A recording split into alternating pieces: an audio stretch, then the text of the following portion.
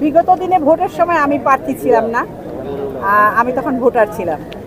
আর এখন যেহেতু আমি প্রার্থী, আমি দাঁড়িয়েছি, তা আমি এইটুকু বলতে পারি, আমি আপ্রাণ চেষ্টা করব আমার যারা আছে ভোটাররা, আমার সহশিল্পী, তাদের জন্য কিছু করার জন্য।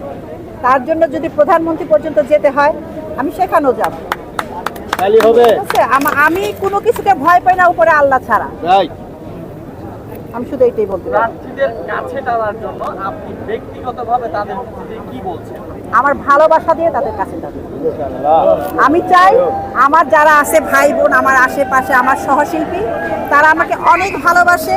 আমি জীবনে যে কথা বলি প্রত্যেকটা ভোটার জানে, আমি সেটা পালন করার চেষ্টা করি।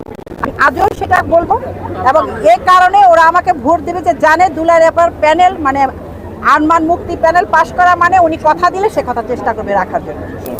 এখন যে নির্বাচনের পরিবেশ, সেটা আজ থেকে 8-10 বছর আগে আমাদের যে পরিবেশ ছিল সেই পরিবেশ, কিন্তু মাঝখানে 5-7-10টা বছর ওটা কোনো নির্বাচনের পরিবেশ ছিল না, ওটা খুনাখুনি রক্তরক্ত ছিল। ঠিক আছে, এখনকার পরিবেশ আমি তৃপ্ত।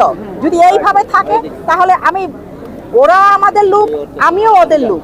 কে পাশ করবে কে ফেল করবে এটা একমাত্র আল্লাহ বলতে পারবে। কিন্তু এখন আমি আশাবাদী যে আমার প্যানেল, আমার মুক্তির প্যানেল পাশ করবে।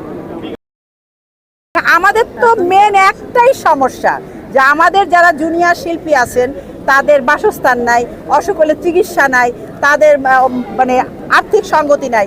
তো আমরা যদি পাশ করি, আমরা চেষ্টা করব তাদের জন্য কিছু করার জন্য। এইটাই তো মেন, তো এইটা আমাদের সমিতিটাকে উন্নত করব। প্রয়োজনে যদি আমাদের পরিবেশ ভালো হয়, নতুন ছবি হবে, সেই ছবির আয় ব্যয় দিয়ে আমরা শিল্পীদের জন্য কিছু করব। এটাই তো আমাদের মেন চাওয়া। আমরা তো বাইরে আলো পটল বিক্রি করতে আসি। আপনাদের